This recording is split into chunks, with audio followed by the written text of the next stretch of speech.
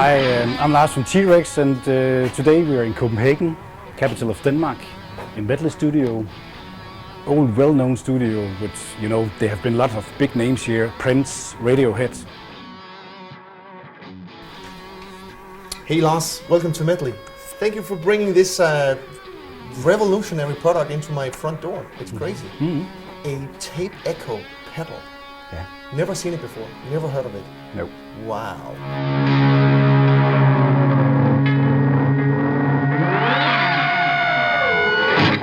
You showed up today, I was like, do we really need a tape echo? Do we need a tape echo machine? Because there's so many great, you know, digital tape echoes machine out there. But tell me, what's your secret? What is this?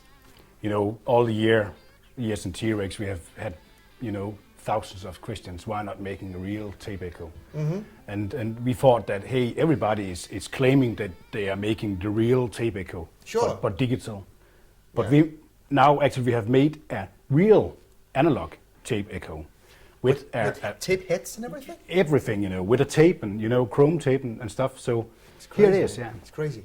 So I tried it just a couple of minutes ago, and those thing about those two tape heads, that's very clever. I really like that you have those two heads. Can you tell me a little bit about how to use it? Because you change the time from one head to the other, but you can have them on at the same time as well.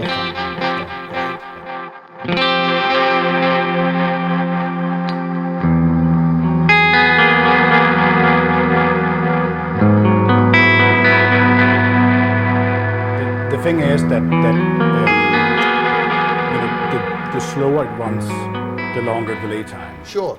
And instead of making like a cartridge this size, we made it this size, and we actually have two playback heads, which is actually a long delay time and a short delay time, and you can adjust both actually. Great. So the thing is that you're able to mix both heads at, you know, same time. That's what I discovered. You can make stuff like la, la. That's right. That's new to me. I never heard that. The breaking thing is the tap tempo. Are you serious? Are you gonna tell me I can tap tempo? Yeah. Wow. Inside the Replicator, there's like an intelligent motor, and the motor is, you can actually, how can I say, decide the speed. For instance, imagine that the old tape echo you got, you know, at home with a worn-out pinch wheel, you know, like doing this, and this is actually, the pitching is actually what you hear as a chorus, more or less, a modulation. And we do it from the way we control the motor.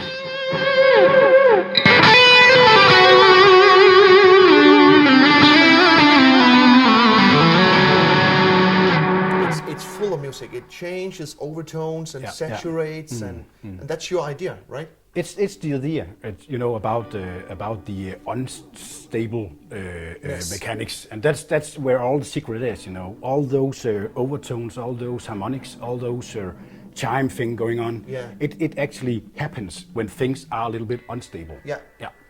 I got that totally.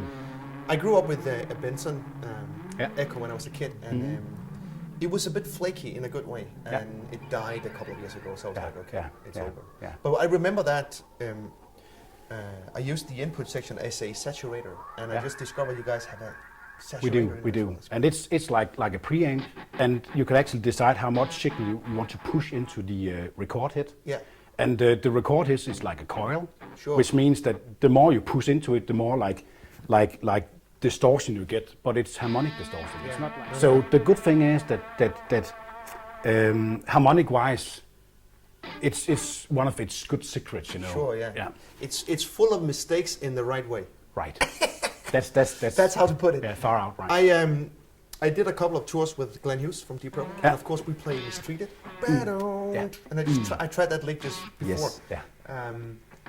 And the way I remember Richie, he had that delay machine doing his echoes, and it's almost like it was like a docking delay, and I was like, they didn't have docking delay in '73, right? No.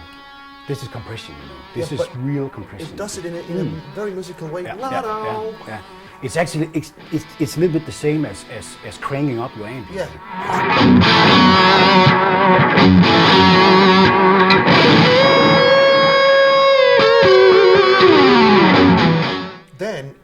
feature I think is really cool that you actually added a couple of expression inputs. Yeah. And that allows me to control my speed and my feedback, so I can do all these crazy with my feet. That's new to me as well. Like two inputs.